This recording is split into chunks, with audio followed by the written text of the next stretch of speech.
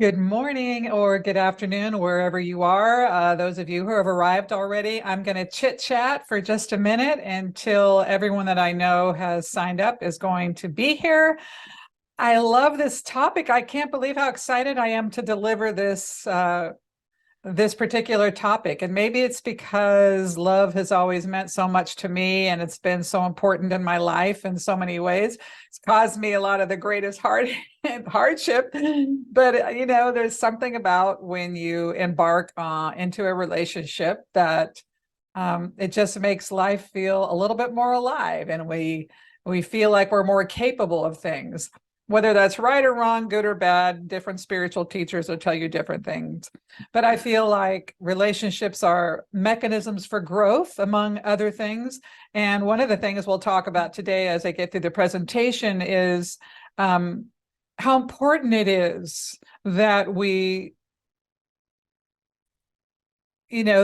watch ourselves and we learn about ourselves through the process, no matter how we approach it, that we understand our own reaction to what we're doing, our fears, our self-doubts, that we really allow it to up-level us. Because me, the energy of abundance, I'm all about the energy game. At the end of the day, I love strategy and I love seeing how can we move the needle. But at the end of the day, it is an energetic process, and we really want to learn how to manage both sides of that equation. How do I look at my energy, and how do I take steps in a direction that's useful, not against me? Because sometimes we're taking steps that are actually the wrong steps in the wrong order, and we can get really frustrated. So I'm going to try and sort through some of that today. And for whatever reason, right, wrong, good or bad, attracting has never been a challenge in my life. Now, relationships are something different. I've had to learn a lot through my relationship challenges. And I'm only going to touch on that briefly because this particular offering is not about that.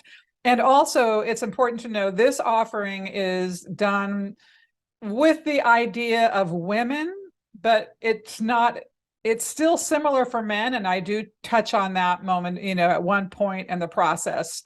The other part is that, there's no one way. There's many ways to do this. I'm not the divine, so I'm part of divine, but there's many things that can happen beyond this. Yes. So I'm going to dive in. I know we have a lot more people coming, but I'm not going to wait. And if I divert because I'm letting people into the group, that's all I'm doing. But as we begin, I want you to know that this is an active process. However level you want to participate, you can participate at whatever level you want to participate.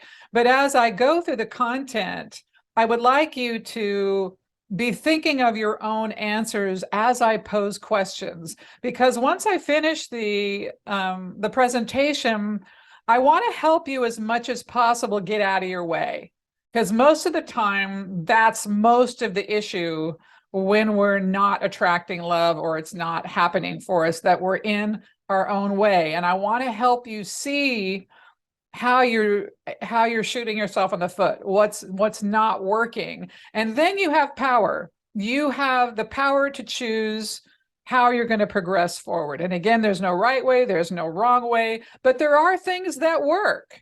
And you can do it. You can put your foot full speed on the gas pedal, or you can just go real slow. It's up to you. This particular offering is designed, my friends, to make you get into a relationship this summer, and it will work. I promise you, it will work. So I'm excited. I want to give this to you, and I know there's people coming, but I'm going to move into it, and those who were late will have to listen to the replay to listen to all these nuggets I'm delivering. I'm joking. All right, so let's get to it. The first and probably most important piece before we embark on any process related to dating or connecting is assessing our state of readiness. There's the old saying that possession is 9/10 of the law. In the legal terms, readiness is 9/10 of the that's it. If you are not ready, emotionally, physically, mentally, spiritually, if you are not ready to put yourself in the relationship space and become active in that area, you're going to have trouble, full stop. And what I have seen is that when you are ready, really, really ready, a lot of times that's when it just happens. You know, those annoying statements when they say, oh, when you're not paying attention, it comes. That's not always true. But if you are ready, it will come. And all of these things I'm saying to you are helpful, useful, they work, but nothing benefits you more than readiness. And if I was to have you focus on one thing, if you took one thing from this class today, it would be to develop your readiness.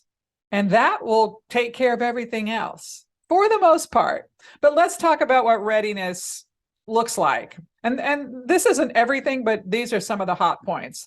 I'm off to the left of this graphic. Are you ready to leave your ex behind? Oh, excuse me. I was talking about this class as sort of like with women in mind, but I will touch on the men piece. It's also designed mainly from a heterosexual point of view, but if any of you are not heterosexual, I can address and modify it in certain places which are specific to non-straight people, if I didn't say that. Okay. Number one, are you ready to leave your ex behind? Are you ready to separate from the fantasies you have about how the one got away, or how you did something wrong, or if only X, Y, and Z were to have occurred, it might have done differently. And oh, it was a mistake. Are you ready to leave that dialogue behind? You have to separate, whether it was a terrible, terrible breakup or whether it was just, someone left you and you pine away from them. It really doesn't matter. Even if it was an amicable ending, are you ready to stop fantasizing or catastrophizing, whichever it is, about your ex and put it in the past? Why is this important? Energetically, we need to make space. We have to make space for someone new. And if our space, our conscious and unconscious reality, is polluted with thoughts and feelings and emotions of our ex in any way, and you know what? I have clients who are pining over exes who were 20 years ago, 25 years ago, 40 years ago, in some cases. You have to put a period and put that behind you and say that worked out how it was supposed to work out. And if you're still pining, if you're still cogitating on that, you need to do something I call the 360. And that is looking at a bird's eye view at that situation, what you learned, what you gained from the experience, and where you are now, so that you can fully integrate that experience and move on. You got to do it. Number two, what is your level of openness? Oh my goodness. I talk to so many people like, oh yeah, I want a relationship, but they're going out in the world, eyes to the sidewalk, right? Refusing to do anything other than what they're doing. And they're not really open. They're not really open to receive.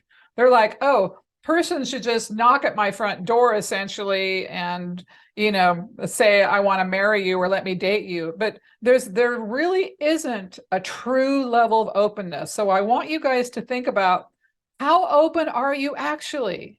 Think about that.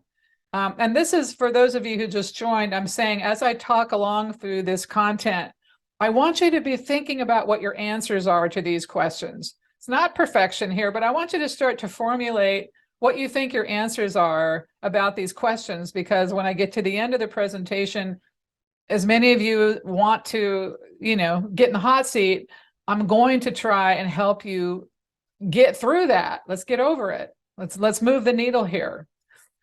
Now, number three, are you able to push out on your comfort zone? Especially as we age and we have a certain level of mastery in our life. We got a place to live. We know how to feed ourselves, pay our bills for the most part on time, on whether or not we found a way to feel like we can navigate the life experience. And if we haven't, I don't want to go full on into our wounding and all of that stuff. But sometimes we get so in our comfort zone, and our comfort zone doesn't necessarily mean we're comfortable. It means we get used to what is. And so we really, really, really, really have to examine if we're ready and we're able to push out even a little bit. And we all have different levels of risk tolerance. We all have different levels of our ability to do that. You know, those of you who know me, you know, I'm like the most gigantic risk taker of anyone I know, quite frankly. And that's okay. That's me. You don't have to be like me, but you've got to be able to stretch yourself enough that you feel a little bit uncomfortable, because that's the only time you're doing something different.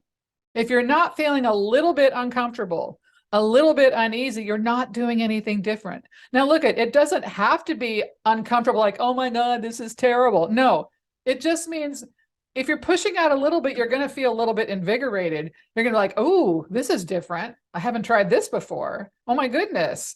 And it should invigorate you if you are compliant in your own process. So I want you to think about that and how willing you are to look at that in your comfort zone. Okay, next, are you willing to look at what isn't working and be honest about it? And this is not easy. This is not easy. These are the hard parts. I do it too. I mean, I do my best to self-monitor and get feedback on my situations that give me challenge and when I feel like I'm hitting a wall.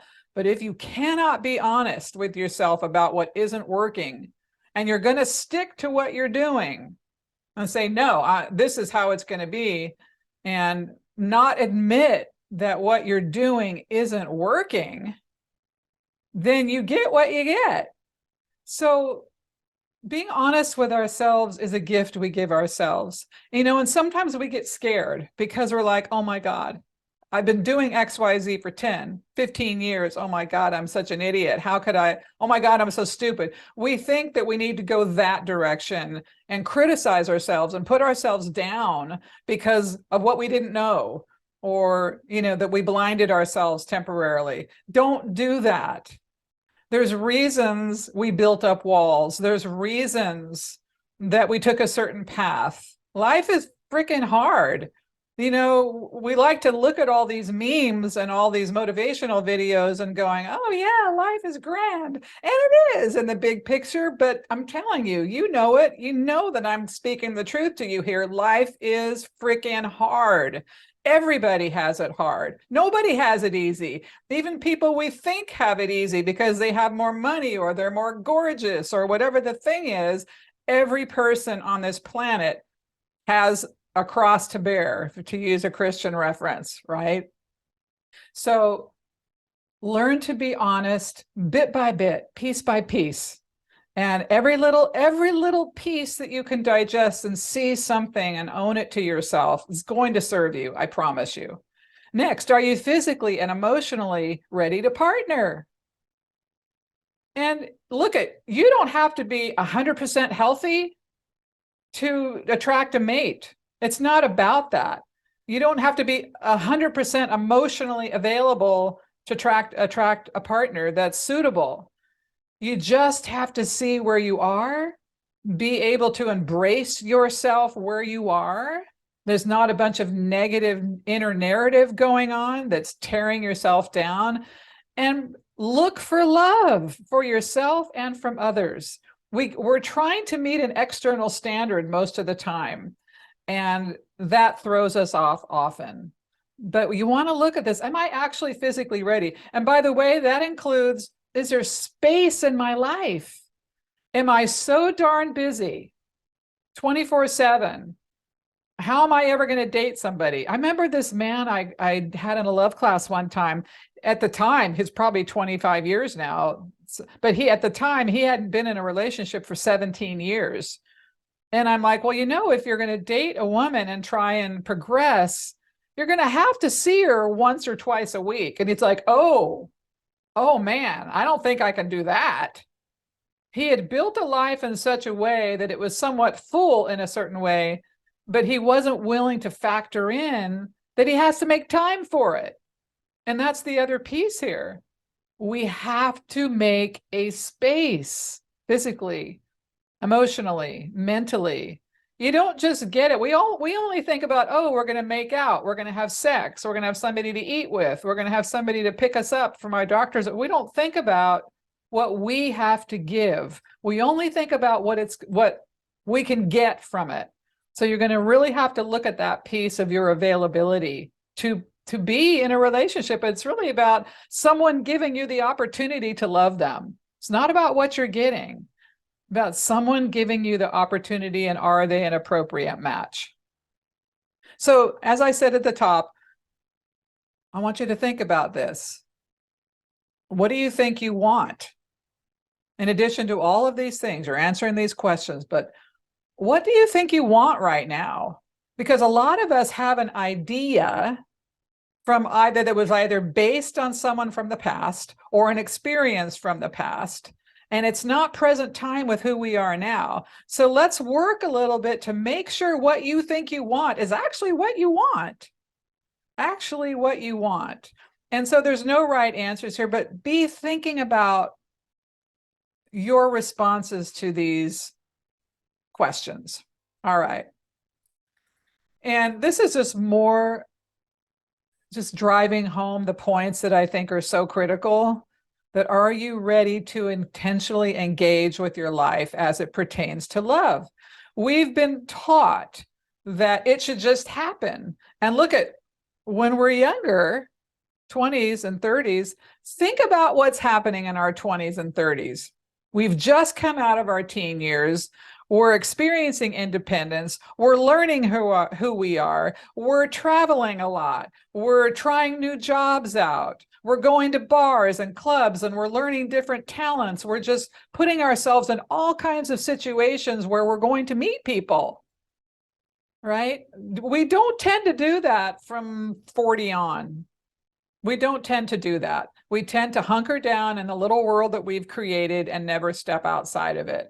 So in this process, if you want to attract a partner between now and August 31st, you've got to know that you have to intentionally engage with your life as it pertains to love. You have to. There's no way around it. And remember, our thoughts and our habits have brought us to a place of either feeling stuck or unable to attract an appropriate partner. That's for most of us. And so we have to shake it up. And this is not like, oh, you've been doing something wrong. Look what you've done. You've backed yourself into a corner. You've run yourself into a ditch. No, it's not about that. We have to zoom out, and we have to look at how these experiences are serving us. And if you have an urgency and such a deep desire to connect and have someone in your life, hey, thank God, that's a great thing. That urgency and that desire is going to be your friend. But it doesn't mean you cannot look at the part of you that has sort of backed yourself into a corner. But I'm going to ask you to hold on to the desire, because that desire is what's going to give you the courage and the patience and the fortitude to take the steps you're going to need to take. All right. And this is a big one. Big one. That's why it got its own slide. Think about what you can do and what you're willing to do, not what you will not do. Oh my goodness gracious. I have several people I'm love coaching now, and the first thing they say is, well, I'm not going to do this, and I'm not going to do that, and I'm not going to date someone who's like this, and I'm not, it's all about the negatives. And it's funny, I was having someone who was asking me how to write affirmations this week, and she had sent me a list of the affirmations she was working on, and they were all about, I'm not going to do this anymore, and I'm not going to do that anymore. And no. In the affirmative, I embrace what we want. We only want to think about what we want. If you're 40 or over, 37 or over, actually, that's usually the cutoff age, you know what you like. You know your preferences, more or less. It's already hardwired into your system. You don't have to worry about excluding anybody. It's going to happen automatically. You don't, but if you have a mindset of, I'm not doing that, the finger up in the air, I'm not doing that. I'm telling you, that is an enemy in your mindset. So get rid of it ASAP. Get rid of it and think only about what you can do and what you're willing to do. All right, so now we have to get into the mindsets you're going to need to use to start pressing forward here. You have to intentionally work with your thoughts. That's what I'm saying. You have to engage with yourself, refuse limited thoughts. And, so much of working with our thoughts revolves around self-care. Are you caring for yourself? When you go to the dark side, what are you doing about it? Are you sitting in the dark side? Are you going unconscious? Are you just like glossing over and going to get some Haagen-Dazs? I mean, how are you dealing with what comes up for you?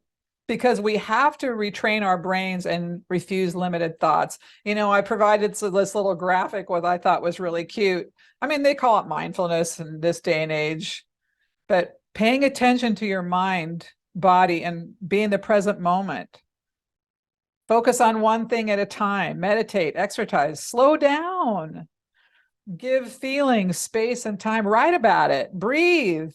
I mean, it seems so simple, but it's amazing that we don't do it. Hey, I've been guilty of it too. I'm not saying I haven't. I have. And it's something we have to work with ongoingly, and especially as we age, because it's sneaky that these entrenched habits sit in our system and we don't even recognize they're happening. So here's a couple suggestions. Use affirmations. And when it comes to love, it's almost always about self-love, but I'm allowing and welcoming love into my life. We want to say this. And affirmations aren't the be-all end-all, but they do help. They are one component. It takes a roughly 28 days to create a neural pathway in the brain. You're going to want to do it and say, I am deserving of fulfilling relationships. And you say the I am statement first because it's a declarative statement. I declare it to be true. And it's sort of like that's the I am, the divine mantra. I am that I am, right? And it's not just a Christian reference, it's an energetic reference. I'm attracting, trusting, and loving relationships. I am worthy of the compliments I receive. I was having this conversation with a client last night where just talking about how difficult it can be for people to take a compliment. I love myself and I am open to love.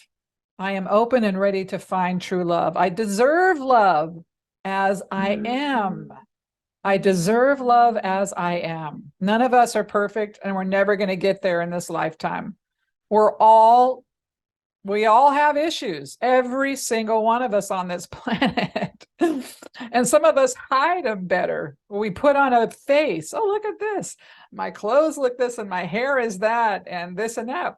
But we're all, in a certain way, hiding our vulnerability. And my love is precious. And if we are inundating our mindset with this type of dialogue, and if you're doing affirmations 3, 4, 5 times a day, and you're saying them 3 to 10 times in any setting, in a month's time, you're going to feel the benefits of that. You'll probably feel it in a week's time. And you don't have to use these ones, you can, but anything that is affirming you to yourself and the process of bringing love in and how deserving you are. And I put a YouTube subliminal audio. It's one that I like. It's one that you can put on while you sleep. And most of this, I think it's a 9-hour YouTube, but most of this audio is how do I say it? Well, it's easy to listen to. It's got really nice music, and just put it on, go to sleep. But it's all about self-love, self-care, loving yourself, feeling deserving. And it's not just that we're deserving of a relationship, it's that we're deserving to direct attention to ourselves. We get caught up and we start telling ourselves, oh, I don't have time for a relationship, like that client I was referring to, the guy who hadn't had a relationship in 17 years. Oh no, I can't make time for someone even once a week. That would be too much. It's like, wait a second, you know, really? You want something, but you're not willing to give it to yourself. And there's a whole lot more going on in that particular story, but a lot of this is helping us break down these fixed ideas we have about what is possible. I can't do XYZ because something bad is going to happen. I can't take this step. And it's usually because we anticipate something bad is going to happen. So work with your thoughts. I'm laying the groundwork here for you guys to understand that to make this happen for yourself, and I'm assuming those of you who are here, you want it. You're here for a reason, and to let me hammer on you. So know that this is step one. And isn't it worth it? I mean, aren't you worth it to give yourself this opportunity to, go into a different state of mind so that you can have a different experience? All right. And continuing on the mindset matter, this is what you're going to need to be successful in this process. You got to have a willing spirit. And the thing is, it's not going to be a straight line, because some of the habits and some of the patterns you're working with, you've had for a long time, whether you've had it 2 years, 5 years, 10 or 20. And so you just got to stay willing. The worst thing that can happen is that you start one element of this process and then it doesn't bring you results in a week. And you're like, F this is BS. I'm not doing it. Stay willing. Stay willing to give it a chance. It's like you do this in a relationship, you do it in a job. If you were losing weight, you do this. You got to stay willing to be part of your process. You got to know you're worth it. And if you're pushing back, you're hitting resistance, it's going to be a deserving issue. You don't think you deserve it. You don't think you're worth the time. And so it's much easier to default, oh, this is crap. Oh, this isn't going to work. Oh, this isn't for me. So know that that's the game we play in our mind, that we diminish the process so that we don't have to face our own sense of unworthiness. So don't kid yourself on that one. And absolutely, it takes courage. It takes courage, full stop. But I'm not asking you to jump out of an airplane. Well, maybe I could. That could be one way to meet people. But I'm asking you to just go out of the comfort zone enough that you feel a little bit, this is different. This is not something I would ordinarily do. Like I said, we all have different levels of risk tolerance. Mine is super high. I know few people with my level of risk tolerance. Okay, you're not going to be like me, or maybe you will. You don't want to scare the holy hell out of yourself. You just want to feel a teeny bit uncomfortable, and know that this takes patience, not only with the process, but with yourself. And it takes consistency. You can't do one and done. I think about this when I'm coaching business people about their marketing. And they say, and even back in the old days, if you give someone a call and say, hey, are you interested in XYZ? And they say, well, I don't know. I have to think about it. And then they never call the person again. You got to stay with it. You got to keep trying. You got to keep pushing out and away until you hit that movement zone, and it will. And then, of course, I mean, I'm hammering on you guys a bit here, but you do want to have fun with the process. It's just, I know that I'm working against a lot of your resistance to processes and to looking at yourself. So that's why I'm kind of coming in for the kill here. But you should have fun. And if you aren't, then you should step back enough to say, how can I have fun in this process? How can I see the levity in this? How can I laugh at myself? Can I laugh at my missteps? Can I laugh at the weird things that went berserk? Can I laugh at the thing that happened? Find a way to enjoy the moment. And for those of you who are over 37, what's different now than how it used to be is that we're not 20 anymore. And I referenced this a little bit earlier in that, think about what you were doing in your 20s. You were out and about, you were exploring, you were trying things you'd never tried before. You were really coming into yourself, becoming independent and making your way in the world. And right now, I'm not telling you to become 20 again, but I'm telling you, you got to make your way in the world. You kind of got to revisit the spirit of adventure. Uh, and this is specifically for those of you who do not want to online date. We can talk about online dating a little bit, but this is for people who do not want to online date. Now, what's also different is that we may be more self-aware in some ways. And we are as we age. We know what we like, we know what we don't like. It makes it a little bit easier to connect. But the issues we haven't resolved are more entrenched, and we're more likely to believe false ideas that aren't working. And that's true for men and women. It's the human condition. I'm the same. I am the same. What I haven't resolved when it comes forward, oh man, it's crazy scary. And so we have to know we're working with patterns that are more pronounced and more significant. But it doesn't mean we can't work with them. As long as we know that's part of the condition of the over 37, over 40 crowd, then you're halfway home. And the last thing is we don't remember how powerful we are. We have a lot of power, and we can channel things. We can channel our attention. We can channel our joy. We can channel our optimism. And we can really make a difference still, because even when you're over 40, people are hungrier than ever for connection. And especially in the age of technology where everything is, distant, everything is press a button. People want connection. And if you can master that, or up your game even a little bit in this regard, you're going to see how much influence you can actually have in your love life in the world. And I just wanted to remark and remind in the little green graphic here, attracting a partner is one thing. Maintaining a relationship is another. It's kind of like they always say to young women, are you planning for a marriage or are you planning for a wedding? We tend to think in destinations. Oh, I just want to get this thing. No. You want to start from the get-go. And that's why these self-awareness pieces are so critical, because we will use them when we get into the relationship, when the real work begins, when you're trying to get along with another person and they're triggering you at every turn. All right. So,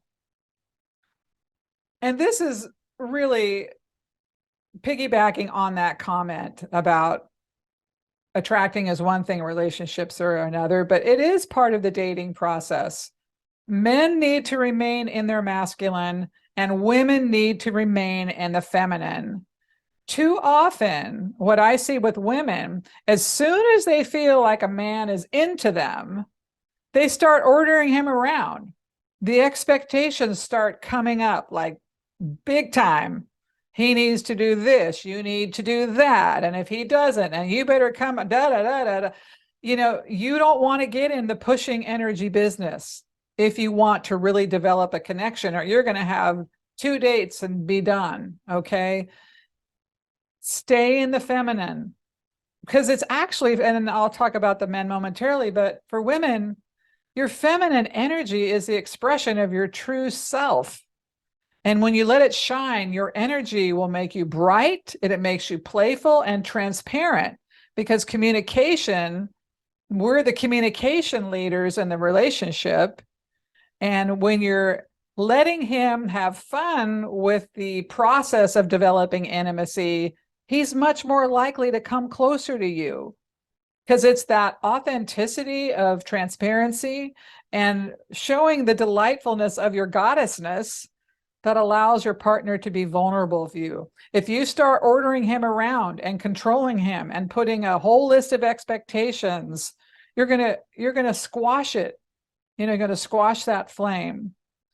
And this list here I put, this isn't everything about femininity, but it's just to sort of give you sort of the spectrum we're working with, that, women, we're nurturers, we're peacemakers, we're negotiators, we're good communicators, but also we can't be afraid of physical touch if we are, because men are very physical and they love that. Not that we don't, But too often we've had trauma, and most women have had some form of trauma physically.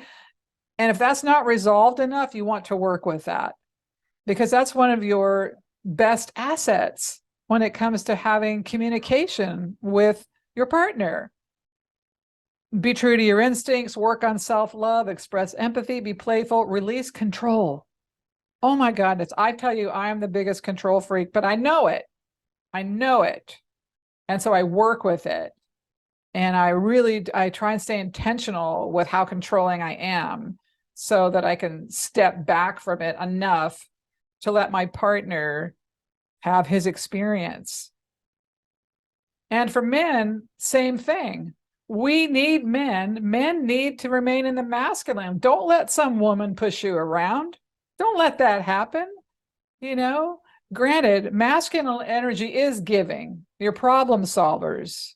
But we need the man to be the man and take initiative, plan dates, pay for dates. I know Barry here in the group, we're going to have a challenge around the pay for dates, but essentially there's different ways to address that. Be decisive about where you're going, be punctual, because masculine energy is stability.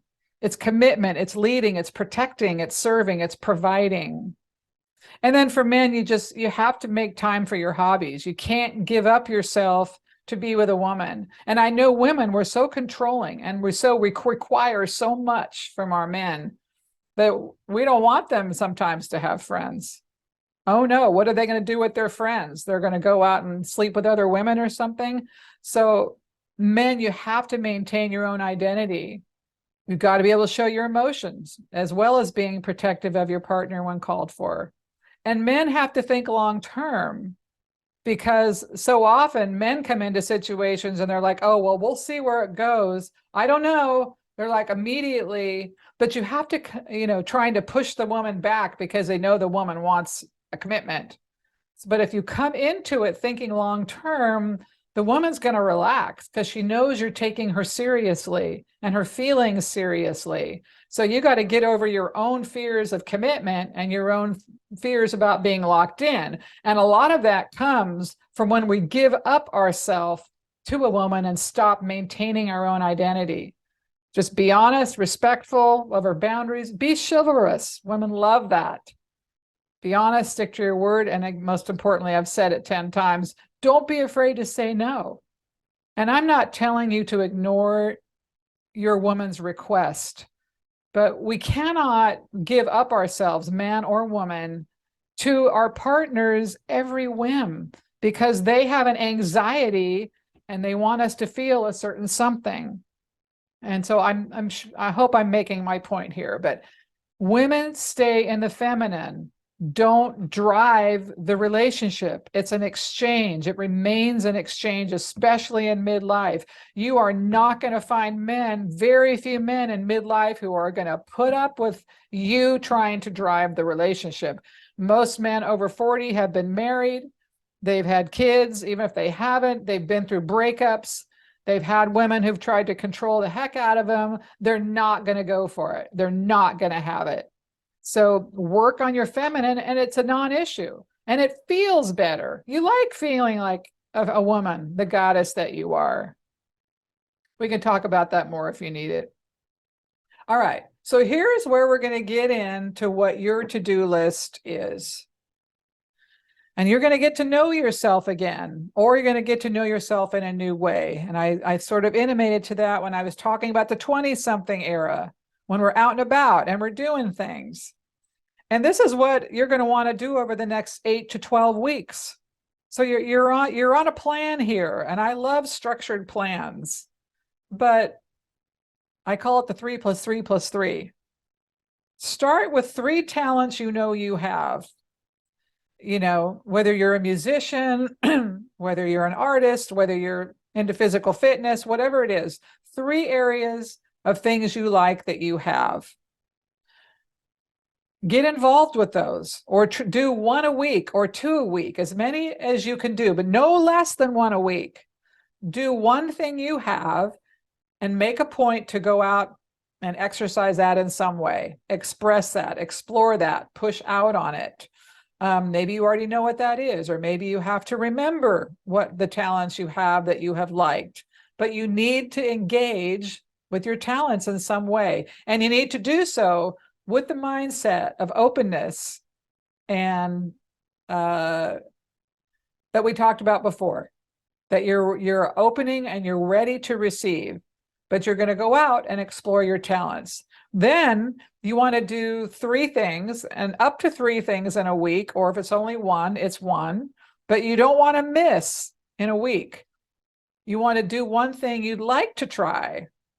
So maybe you've never tried, I use skydiving. Maybe you've never tried skydiving, but it's something you've always wanted to try. Do it.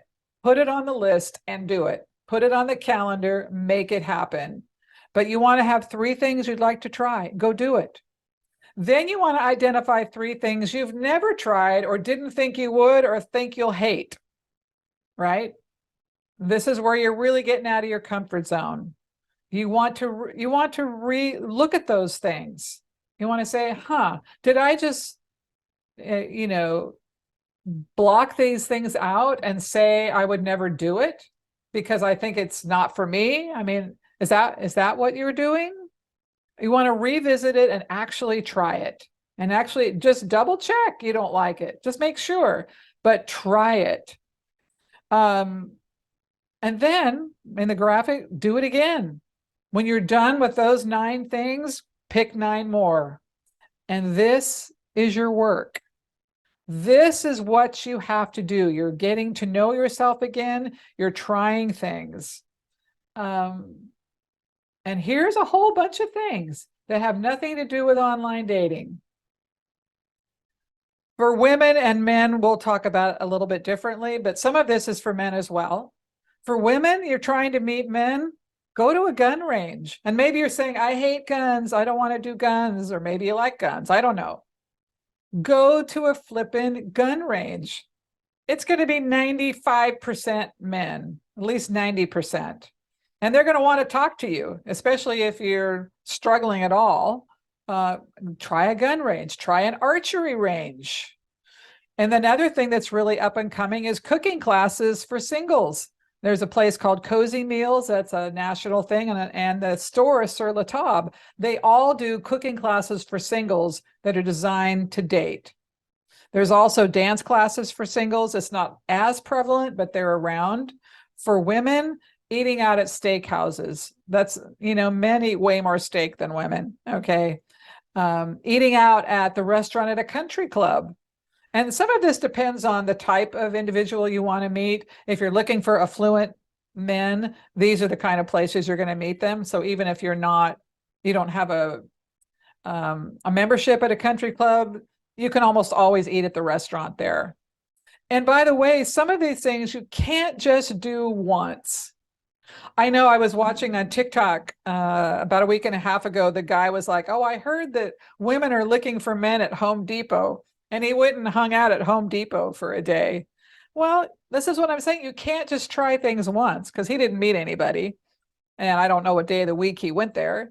But some of these things you can't try just once. You can't say one and done. Group sports. Look in your local area for group sports. In my area, we have Next Door, we have hiking groups, biking groups, swimming groups, yoga groups. Look for group sporting events and things where you can get out. And if nothing else, perhaps you'll meet a new friend who has a friend they want to introduce you to. Dog parks are great. Parks are great. But walking in parks, if you're just sitting still on a park on a bench, it's less likely. But if you're walking around the park, and especially if you have an animal, it's so easy to strike up a conversation. I tell you, if I'm out walking, I don't have a dog, but if I'm out walking, I always like, oh, your dog's so cute. I can't help it. I'm an animal lover. I always remark on somebody's dog. Next, at the gym. The gym's a great place to meet men. This is for women again, not that and men have to be very careful at the gym not to be creepy and, approaching women who don't want to be approached. We're just there to get fit and try and exercise. But if you go there with the intention to kind of hang out a little bit, I think at my gym, not only do we have the gym, but they have like a seating area, and you can get something to drink and you can hang out on their couches and stuff while you're cooling down. But men are more likely to be doing high intensity classes, not that they don't do yoga. And a lot of men do yoga so they can meet women. Okay. So the gym is a great place. But again, you got to be open. You got to be willing to make eye contact. You have to be willing to speak and say, "Hi, how are you?" and strike up a conversation. Volunteering is a great way to meet people of like ilk, you know, and work the sign up booth if possible, because you're going to meet everybody who comes in to get their assignment. But that means you're going to connect with people who are kind of like you if you like to do that kind of thing. The other thing, if you can, when you travel on an airline, fly first class. I don't fly first class all the time, but every single time I do, I meet someone different. It's just a different experience when you're in first class than when you're not. And I always meet someone, whether it's a man or a woman. And I'm not looking for a romantic partner, but it's a different type of experience. The flight attendants are calling you by your first name. You have a different type of a meal. It's just a different thing. So think about that when you travel. Also at the airport, oh my God, it's the best place to strike up conversations because people are stuck there for hours on end waiting for their flight to leave. A great place. Airport lounges, and a lot of this is for traveling, but most airlines have a lounge. And if you pay a little additional fee, you can go sit in the lounge. And it's a more intimate setting, and people are more relaxed, and they're there to kind of socialize, quite frankly. And when you think about all the money you could spend on online dating and different things you might try, if you pay $50 to go sit in an airport lounge, it's going to be worth your time to try that. Rather than regular bars out in your community, hotel bars are a better setting, because that means people have, they're there either on business or pleasure, and, they've been approved by the hotel. And, there's a little bit, not fully, but a different level of security, but it's a good place to meet people. And because if they are on vacation, they're wanting to chit chat, and, their hair is down, they're relaxing. So this is also a good place. Street fairs, you're out and about, the weather's nice. Yes, and if you're willing to make eye contact and talk to people about what you're looking at and what you're seeing, a great way to strike up conversation. Sports bars for men, of course, they're having a great time watching the game and they're yucking it up. And so they're more open, and it's easier to, if you're rooting for the same team, you can high five. Sporting events. I remember I went to a Seahawks game a year or so ago, and I'm not a Seahawks fan, by the way, no diss to any Seahawks fans, but I was hoping they'd lose the entire time I was there.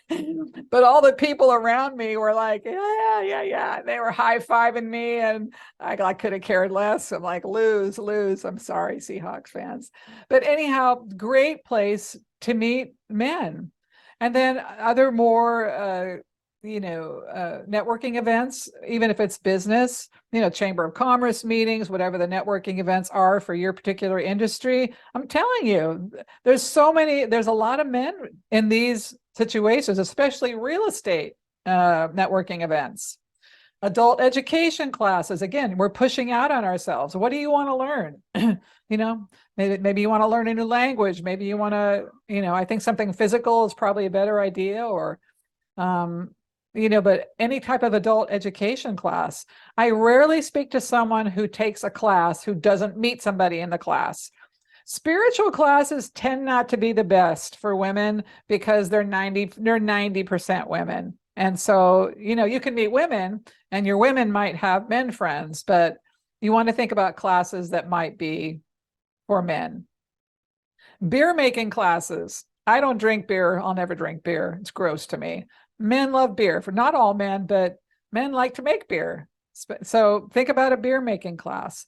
Obstacle course fitness. Again, this goes into the extreme fitness category. And, contrary to popular belief, all super fit, ripped guys don't necessarily want to be with a super ripped person. They're not doing it for that reason.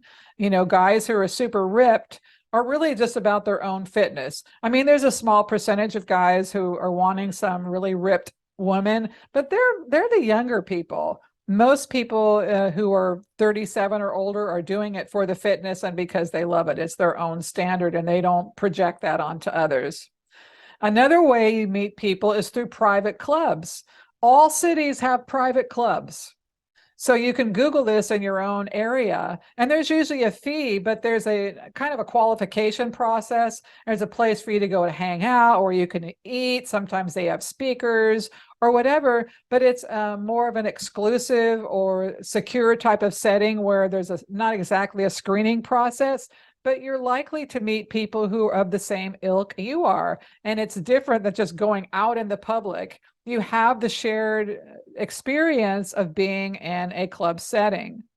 A little less secure thing is the meetup groups. I know a lot of people who do meetup groups, mainly for friends, but depending upon your locale. I mean, I know, and now that COVID has receded somewhat, these are becoming more popular again. When COVID was at its height, online dating was insane. It was just unbelievably great. It's still good, but not like it was. It's still a viable option, but meetup groups are starting to come back. And I know when you Google meetup groups, there's all kinds. There's book groups, there's athlete groups, there's walking, there's DIY projects. I mean, anything and everything you could think of. Happy hours are good. Depending on where you go. Hotel bars are obviously better, and there's going to be certain places that are more attuned to your demographics. So think about that. And there's also a website out there for fitness singles, people who are trying to just do their fitness. And again, this isn't people who are trying to be ripped. It's people who are trying to stay active and stay well and find other people to do it with. And if they can date at the same time, fantastic. Another thing to do is karaoke or open mic nights. And open mic nights can be poetry nights. It can be playing an instrument. It could be comedy. It doesn't have to be singing. But when you put yourself out there, you're going to meet somebody. You're going, and if you have that performance piece in your repertoire, I would explore that. Or just go and watch other people. And then you can comment on the person who did the open mic. I'm sure that person would like nothing more than for you to come up and say, hey, good job. I really liked what you did. And all of a sudden you're striking up a conversation. Farmers markets, of course, because you're out and about, the weather's typically good. You can talk to all, just people are just sort of out and about, checking it out and talk about the zucchini you found or something. A lot of opportunities for conversation. And this tailgates, what I mean is really about sporting events. Tailgating is a big thing. And if you get to a sports event before the game, there are going to be hundreds and hundreds of people yucking it up, having a good time out in the parking lot. It's crazy. So think about these things. So a lot of these things, you're going to have to plan a little bit and scope it out. What am I going to try? What's that going to look like? How do I go do this? And this next one, start a DIY project. This has actually happened to me by accident. When I first got divorced, however long ago it's been, I've lost track. I didn't want to have to pay somebody $75 every time I needed a screw turned at my house, right? And I am not mechanically inclined at all. Mechanical things are really difficult for me, but I decided to challenge myself and try and learn things. And I have over the years. But what would happen is I would start talking to people about it. Hey, I'm trying to do this thing. I'm trying to build this, this dresser. Or I'm trying to fix this thing. I mean, I even went so far as to learn how to get dents out of my car door. Because I was constantly getting door dings, and every time I turn around, it's $200 to have somebody take the door ding out, and it took them 5 minutes. But I would talk to people about it, and often men would find that fascinating, that I learned how to do this or that. But it's another way to strike up conversations. And then, of course, my all-time favorite, learn how to converse at the grocery store. And we all kind of go get in and out at the grocery store, but if you see it as a place to actually connect to people, and usually the fruit and vegetable section is the best place, sometimes the meat, but people are picking over their fruits and vegetables much more carefully and taking their time there more than all.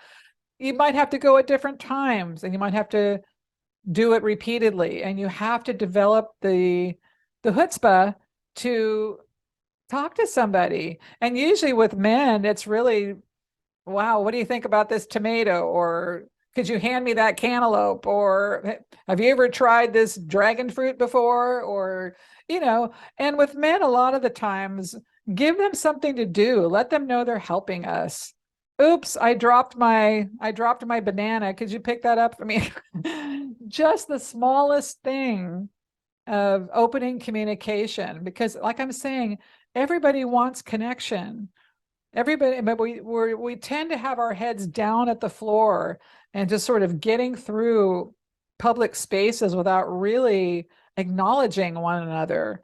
And if you can get over that initial discomfort of sort of, all right, I'm going to say hello or I'm going to say something, you're going to find that really works for you.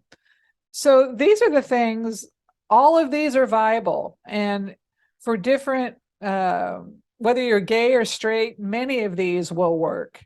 In terms of the steak houses and the specific things for alpha male type guys, it might be a little bit differently. I know a lot of gay people tend to be more artistic, like museums and things like that. And not that, straight people can't go. I happen to love museums and the theater and all that kind of stuff. But those would be other ideas for non-straight people. Yeah. And finally, if you decide you're going to online date, these are the things you're going to want to remember. That your profile is an invitation to meet only. Only. That's the whole goal with your profile. Your profile is not to tell your life story, and it's not really to qualify anybody that much. It's really an invitation to meet you. And so you're only going to put details that are pertinent to attract someone to your best qualities, unless there is a quality about you that they need to know, like, I have cancer and I have 2 months to live. There's certain details someone may need to know before you want to meet them. They may want to pass. But once you match with someone, you want to meet as soon as possible, as soon as you have any level of comfort, because you cannot determine a connection without meeting someone in person. And often the people we end up connecting to are people we would never consider if we saw their picture first. Don't just gauge someone on their picture. A picture just captures a moment in time. And many people are not good at taking pictures. And it takes a skilled and qualified photographer to pull the essence of who we are out of ourselves in photographs. Your profile is a marketing tool, nothing more. And it takes patience and time in online dating. It really does. And you can get fatigued. You have to stop and start and go and come back. And as I've said repeatedly, midlife dating is a different animal than the 20 and 30 something dating. Understand the differences. I've outlined those a bit because you're going to face that as you meet people.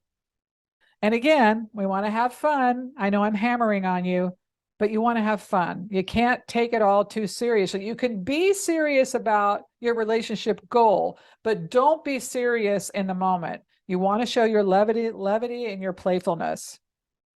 And most importantly, while you're trying to align, because that's what you're doing, you're aligning with the right connection. Make sure you're learning about yourself with each interaction. Understand what you're attracting and why. Because every time you do that, you're going to up-level yourself energetically. Don't just go about it unconsciously. Say, oh, that didn't work out. She was a jerk. Well, wait a second.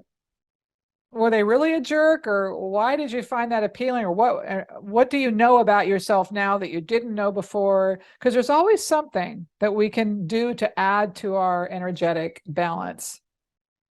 And finally, there's no one way, there's no right way. These are some very strategic things that will work to help you to connect to someone. But I love this statement about I'm realistic, that I expect miracles, because at the end of the day, everything is energy. Thought creates, thought creates our outcomes. That's everything begins with a thought. And energetically, if we're expecting miracles, we're much more likely to get one. That's our energetic state of being. Expect it. Believe in the magic of life again. We get so jaded, 37 plus, we get so jaded and we think we know it all. And we think that nothing good could ever happen. And we have all kinds of proof to back up why nothing good could happen. You want to rid yourself of that and live in the land of I am realistic, I expect miracles. That's the best thing you can do for yourself. Expect good things to happen and believe in the magic of life, and it will. Okay, that was a lot. I know that's an enormous amount. Let me get rid of that stop share. Did I stop sharing properly?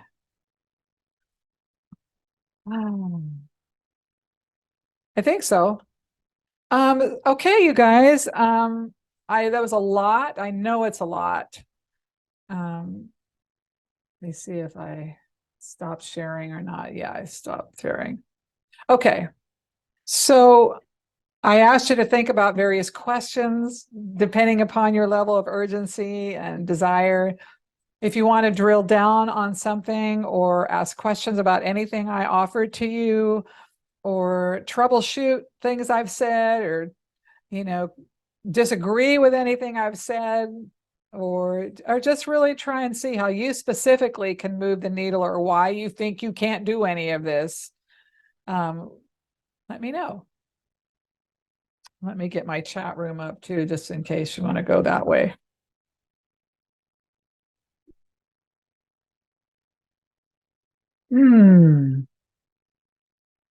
Hi, Phyllis. I'll bite the bullet. Hey, all right, in the hot seat. You're the brave one here in the moment. Yeah. So I've done a lot of these things you've mentioned. Like I even joined Events and Adventures for a while, did the online dating for a while, and I'm still single. Well, it's not a one and done. I mean, but before I go into my answer for you, tell me your state of being right now in terms of your level of readiness. And yeah. Yeah. And while you're thinking about that, because when you talk about something like events or adventures or private matchmaking, you are subject to the limits of their database. They only have whoever they have in their database. And that's one of my biggest challenges with matchmakers, because they don't know that many people, or else you have to pay like $25,000 into something really significant. And here I'm also talking about you can't do a one and done. And I think people will get a much bigger bang for their buck if they go about some of these activities on their own. I mean, so for instance, I had a list there of about 50 things. Have you done all 50 of those things? No, but I've done a good majority of them actually. So what you want to do is look at the ones you haven't done, like the gun range. Yeah, I had fun at the gun range, but after a while it started to hurt my wrist. Well, you don't necessarily have to shoot the gun yourself, I suppose. I guess you could take a class.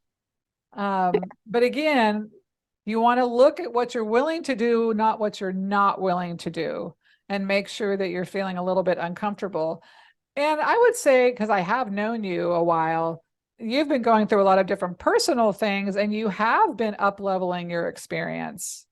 And you actually haven't necessarily been entirely single. You've been dating a lot Yeah. and working through a lot of those issues. So anyhow, talk to me again about your state of readiness and what you feel you're willing and able to do at this moment, April 29th, 2023. Well, I think at this moment, I'm 50% ready because I'm still working on some health challenges. But I'm hoping to be 80 to 100% ready in like a few weeks. Okay. Once my feet aren't that swollen anymore. Because right now they're still pretty swollen and it hurts to stand. Hmm. Well, so that's like very, very important because depending on, hang on a second. I'm gonna bring my list back up just so I don't have to do it from memory. Um, if you want to do anything physical, like outdoors, where there's less likelihood of contagions and things like that, you need to be able to have your body. Yeah. You know, if you're going to go to a gym to try and meet somebody, you know, you got to be able to do something. If you're going to do dance classes or even go to a cooking class, I mean, that's going to mean some type of physical activity. So I think for you in particular, that would be huge. Um, and I know you like sporting events. I mean, so Yeah. sporting events could also be an opportunity, but maybe taking a different approach to it in terms of the tailgating aspect and being willing to meet people you don't know. Yeah. And I think I also have to dial in on my germophobia because with COVID, I'm still not quite ready to Mhm. do big events and gyms and things like that. So that's something you and I have spoke about offline is pushing out on Gretchen, your germophobia. And because this is an example of how do I create space energetically? Because for all you know, you're going to meet your person at a cooking class. You're going to meet your person. But if you're saying, I can't because I'm afraid it's going to hurt me and make me sick, then that's a pretty intense, let's call it limiting thought, because it is going to limit your ability to move about the cabin, so to speak. I mean, it Yeah. would even, if you were even to go to the airport lounge, you'd be probably nervous to sit in the airport lounge. So, so I Yeah. think, so sometimes going after the problem, not indirectly, is the way we get it done. That you're focusing on the germophobias. And if you're trying to get your health in check right now, it seems like, well, you're doing it anyhow. So let's focus on the germophobia a little bit and free ourselves from that a little bit and see if we can push out and create space, because quantum physics proves thought precedes matter. And if you create space energetically first, you're going to make space for something to come in. And that's all we're doing here. We're making space.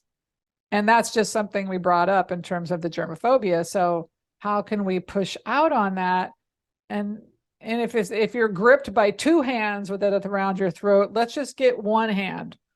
So you have a little bit more freedom. Yeah. And I think that's with the stuff that happened this month, I think that reinforced it. Like I wasn't like I'm already a germophobia, but then it goes, I'm like, well, maybe I wasn't germophobic enough because I still ended up with COVID and ended up in the hospital. So I think it just kind of played on that fear or reinforced it even more so. Well, that's what happens. We accumulate data to support our limiting beliefs. We can Yeah. all do it. We can all connect the dots. If I hadn't done this and I hadn't done that. And by the way, just a quick story. My sister and brother-in-law were in New York recently visiting my nephew and niece he's going to Cornell and they were seeing their play. Anyhow, they all kind of got a little sick while they were back there. And when they got home, my brother-in-law had COVID, but nobody else did. My sister didn't have it. Nobody else did. And they were on an airplane. They were in all the strange places together. They went to see Moulin Rouge and Broadway. Um, so it's like there's no rhyme or reason to it necessarily. And my sister is also very germophobic in a way, just masks all the time.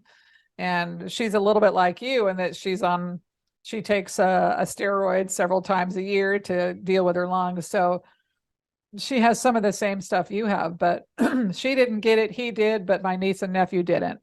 So the point I'm making is I don't know if any amount of preparation can stop you from getting it if you're going to get it. Because it's not exactly clear why some people get it and some people don't. And I know earlier last year, my son and I both had COVID, and my daughter lives in the house with me. She didn't get it. And she's been around multiple people who've had COVID and never gotten it. So, anyhow, I'm not trying to throw you in harm's way. And this isn't really about COVID per se. I'm just playing a little bit of devil's advocate because we can all make a case for why we shouldn't do something. And that was kind of like at the beginning. Think about what you can do and are willing to do, not what you will not do. If we go from the negative at this, then we can stay there. We can stay there all day long. And next week and next month and next year. But we're going to get results if we challenge ourselves to do something that is out of our comfort zone.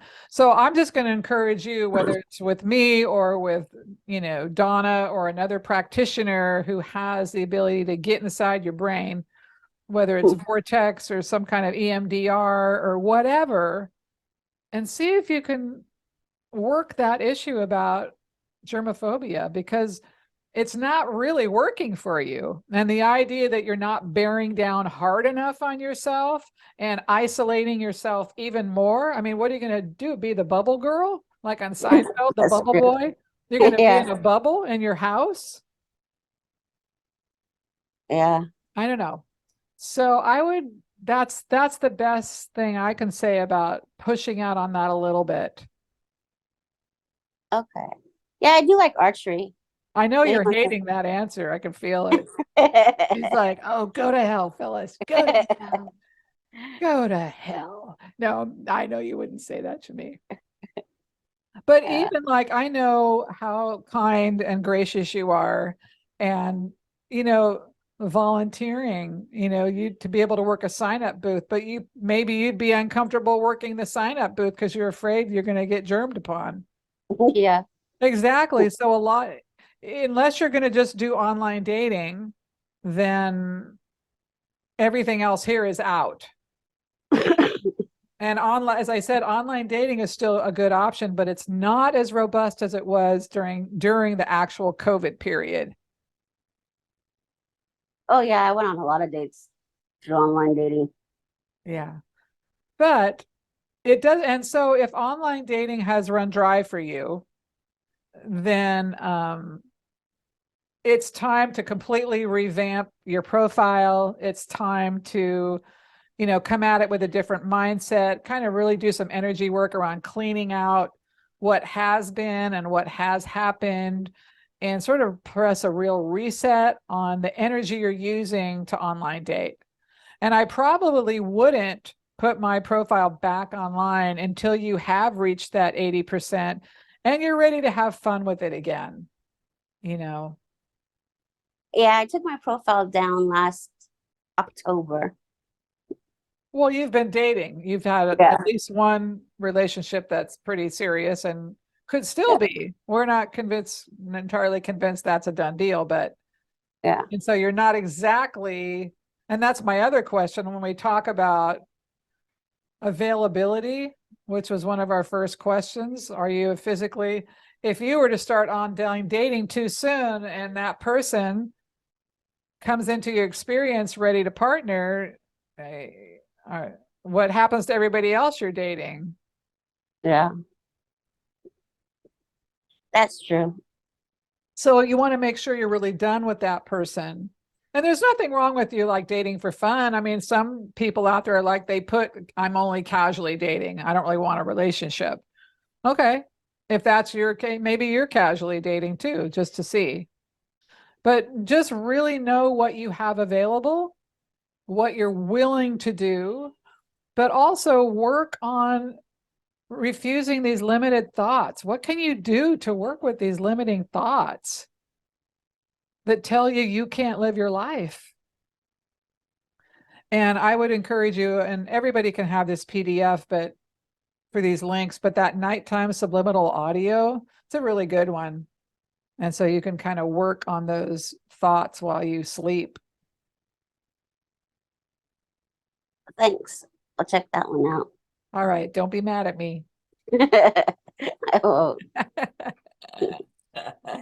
Yeah.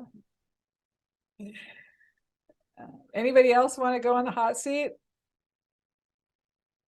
Mm.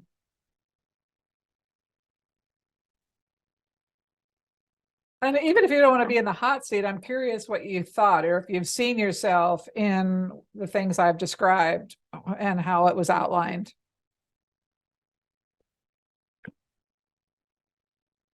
Do you want me to unmute? Does everybody know how to unmute?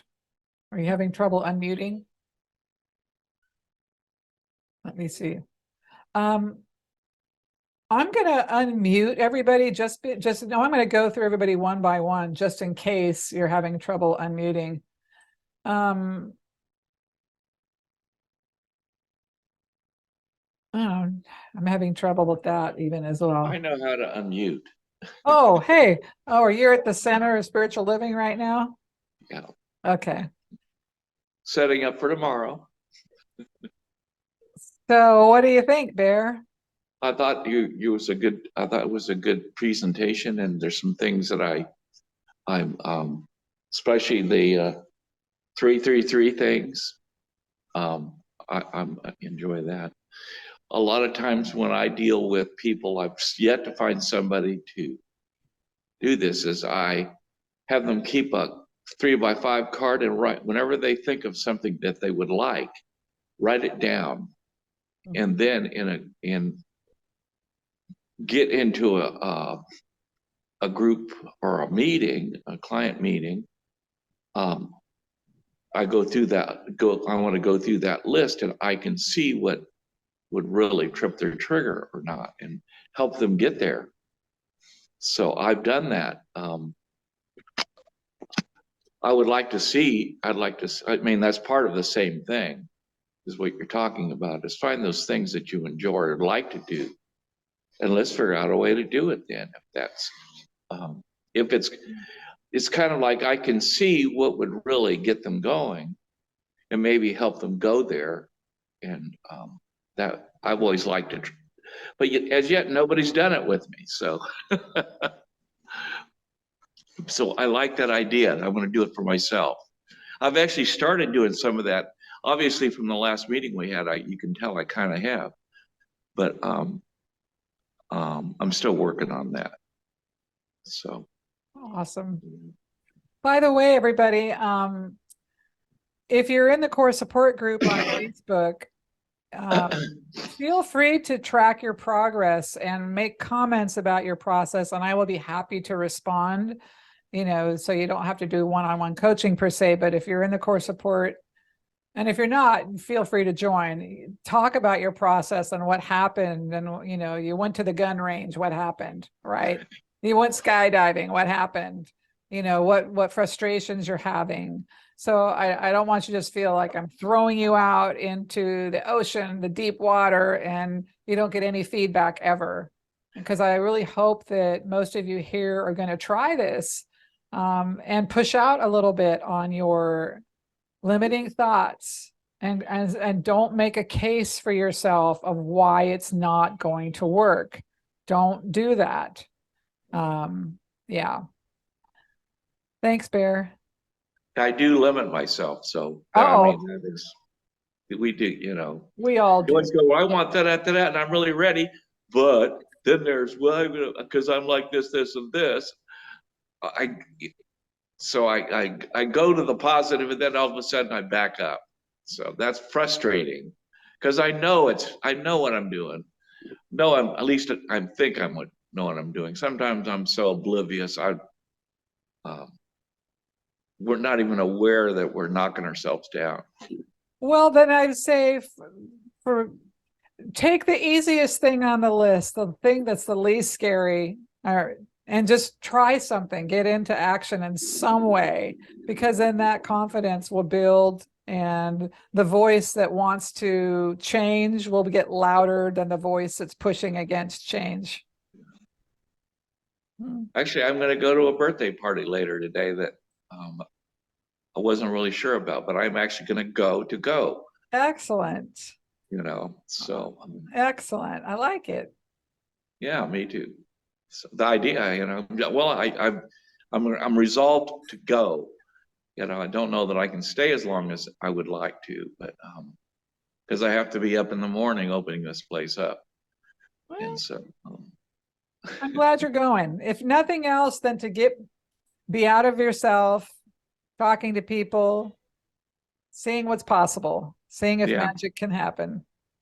yeah, Look for it, expect it. yeah. Also, we have the crazy NFL Oh, I know the draft NFL thing here. draft. Yeah, I saw And that. the Yeah. whole half the town is shut down because of one-way streets and blocked off streets. And But it seems, well, you're not trying to meet a woman per se, no, man, excuse me, but it's like that'd be a lot of people just yucking it up, I would think, and talking about. I mean, you don't have to like sports necessarily. I know you like the Chiefs, but it's like it's such great opportunity for conversation with strangers. yeah, but there's a bit of craziness going on here about that. So Yeah, I I'm sure. I try to stay away. Well, but here, if you want love in your life or something different, invite a little bit of crazy in. You got to trust. I can handle it. I can make it happen. So I'd say lean into the crazy a little bit, just a little bit. Yeah, I'll do that. But I'm not going to the draft party. If I was in Kansas City, I'd be going to the draft party. I would want to check it out. I'd want to see because I watched a little bit on TV and I'm like, wow, that's wild. Look at that. That's craziness. Well, I want you to know I've been in that building 50 times in the Union Station in that whole area. That's close to where I live, literally. So You got no excuse. You got well, no you excuse. can't park anywhere close to it. Uber in. They won't. That's even limited. You have to walk half a mile or more. Oh my God, a half a mile. Oh my Well, right now God. that may be an issue depending on. All right. All right. You're right. You're right. So my brother, who is a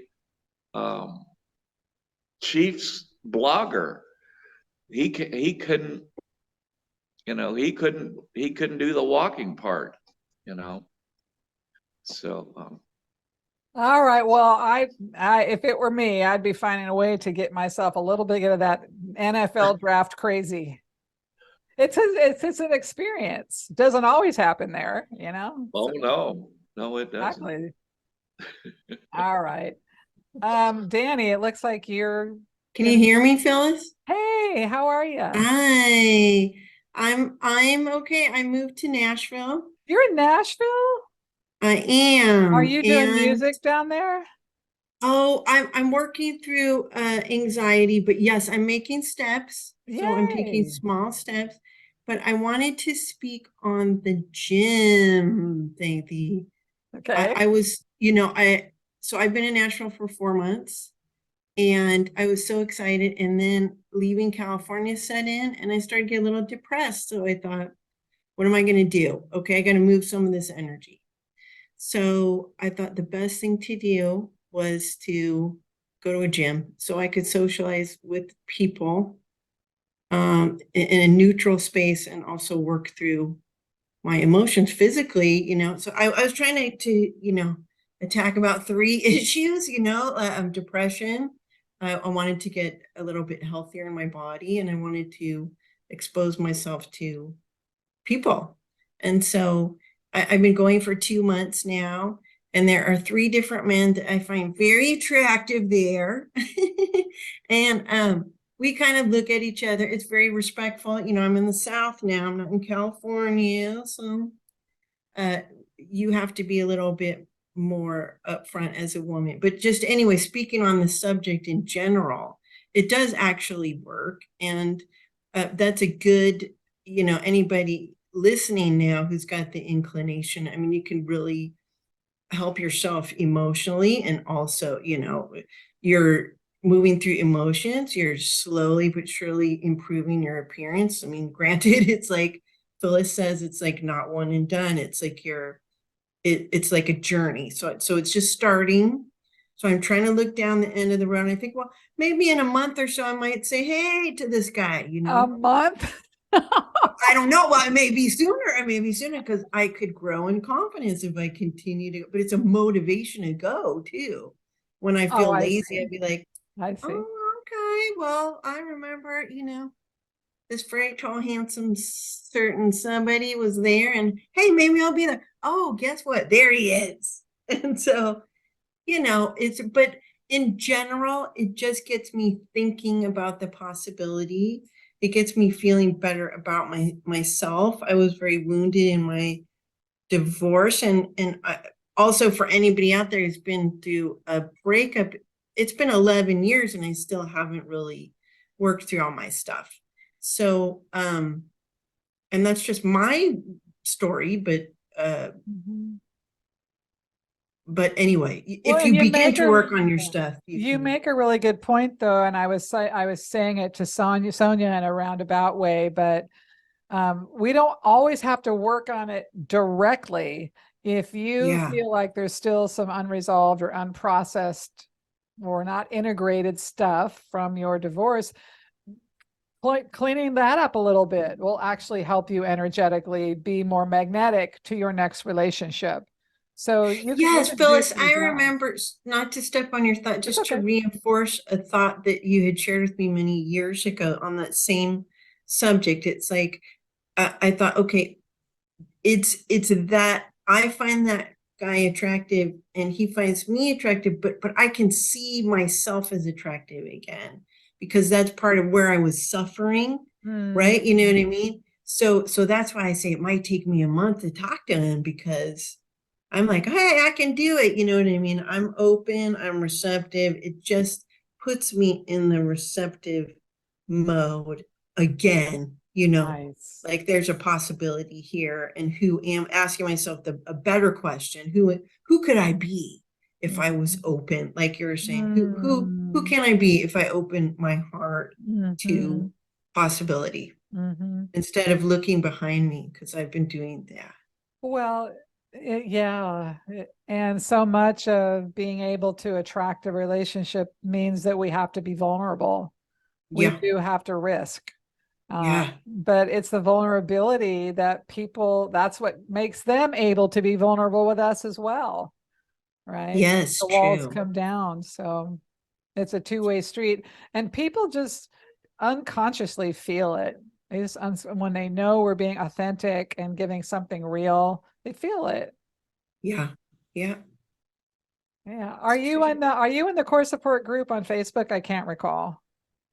I am a voyeur. Kind of Oh, do okay. Well, drive-bys, and I'm just yeah. reminding you in case you want to share in the group any of your process or what happened with the guys at the gym, because I'm being Oh curious. yeah, okay, okay. It's, Yes. I think it'd just be nice for people to support one another Yes, as absolutely. they I'm sure I'm try to not do the this only one. process. Okay. Yeah. And I'm sure in Nashville, Tennessee, there's plenty of gun ranges. I was cracking up when you said that. I was like, oh boy. There's no shortage of good old boys with guns out here. I'm sure. Oh my gosh. Well, that's amazing that you moved all the way out there from Cali, but good for you. Thank you. Are you still singing and playing music then too? It sounds like. I'm kind of stepping into, I'm very shy. It's been a lot of years since I've done it professionally, so But my friends are loving and very supportive. I even I'm supposed to get up on a stage here in a couple of hours just to sing backup excellent. on, but that's a huge, just to get up and sing backup on a couple of songs is just really, I oh, love thanks, it. Barry. Barry, I see your thumbs up. Thanks, buddy. I love it for you though. I mean, that's exactly what we're talking about, getting out there and showing yourself. You got to be seen. And I'm Yeah. not just talking about your physical person, but the energy of you. So I'm so happy to hear you're doing that.